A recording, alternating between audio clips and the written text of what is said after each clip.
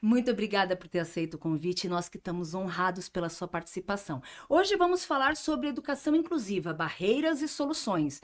A primeira pergunta, eu quero saber sobre os desafios das políticas públicas e legislações no Brasil. Excelente pergunta, professora, porque ao falarmos da legislação, dos benefícios e também dos desafios, vamos aqui destacar a Lei Brasileira de Inclusão de 2015, que ela vai apontar os direitos das pessoas com deficiência, inclusive a educação de qualidade. Só que nós temos inúmeros desafios para que essa lei ela seja colocada em prática de forma efetiva. Formação de professores, materiais, infraestrutura, são alguns pontos de desafio. Mas é importante entender que existe essa lei e fazer valer essa lei é fundamental. Então, se na escola não há uma infraestrutura, eu tenho onde pautar, eu tenho onde buscar uma lei para fazer valer essa infraestrutura. Se está faltando a formação continuada de professores, eu também tenho a Lei Brasileira de Inclusão, que vai mostrar o quanto essa formação continuada de professores é importante. Então é fundamental termos o conhecimento da lei para que a gente faça valer. Você falou sobre a formação continuada. Ela é importante para esse processo? Você pode explicar melhor sobre essa formação continuada? Com certeza, a formação continuada de professores ela é fundamental para todas as áreas educacionais. Mas vamos destacar aqui a educação inclusiva, que é o nosso assunto aqui hoje. O professor ele ter conhecimento de como realizar uma inclusão de forma efetiva, quais estratégias utilizar, quais habilidades ele desenvolver, isso é essencial para a sua formação, para a sua atuação prática, seja em sala de aula, seja em um contexto de coordenação. Então essa formação, ela é fundamental para que esse profissional ele execute suas ações pedagógicas de forma efetiva. E ela acontece efetivamente? Você vê essa efetividade na prática? Ó, muitas instituições, sim, elas oferecem essa formação, mas vale ressaltar que ainda falta muito a acontecer. A gente precisa olhar para aquilo que é bom e o que está acontecendo dentro dessa formação, e eu percebo que muitos profissionais eles buscam esse conhecimento, né? Hoje nós temos um movimento grande de profissionais que vão atrás deste conhecimento para que eles possam intervir com esses alunos em sala de aula de forma que contribua com o desenvolvimento e a aprendizagem dos alunos. É uma das estratégias para serem utilizadas na educação inclusiva. Então, nesse caso, a gente vai olhar para recursos tecnológicos que vão aumentar uma fonte ali, uma escrita para aquela criança que tem uma baixa visão.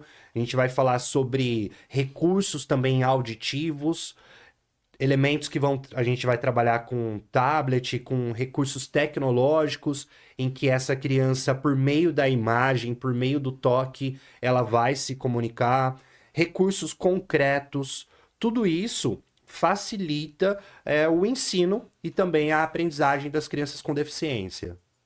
Entendo. E elas são presentes em sala de aula? As tecnologias assistivas, esses recursos educacionais que vêm para facilitar, você acha que já é uma realidade?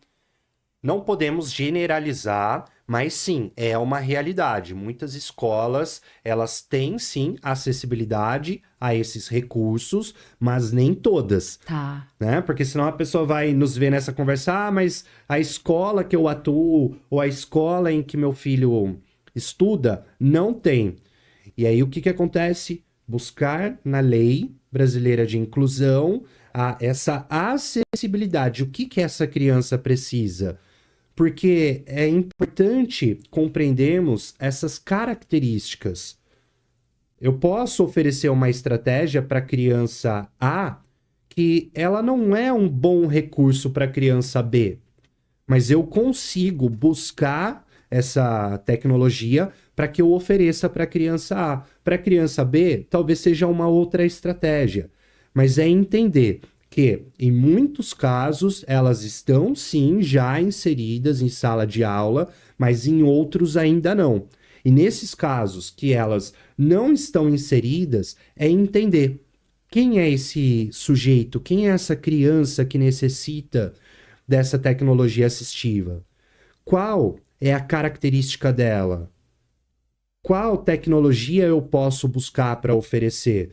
Para que eu também possa oferecer isso de forma efetiva. Não adianta falar, tem, mas essa tecnologia não ser utilizada a favor dessa criança.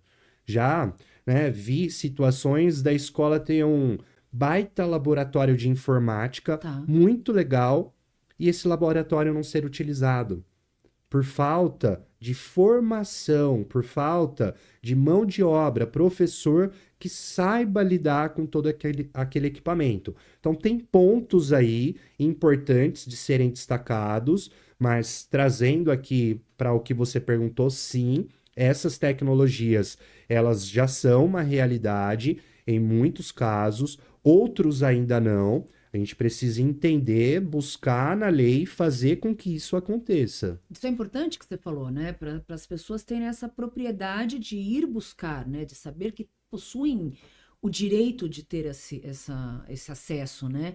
E também é importante, mais uma vez, a gente volta para o começo da conversa. É importante uma formação, paramos aí, porque não adianta ter um super laboratório e não ter quem saiba utilizar ele a favor do aluno. Né? Então, se ele não tem uma formação, se ele não tem profissionais com mão de obra, com uma formação continuada, como você pôs a importância disso, fica um monte de equipamento sem.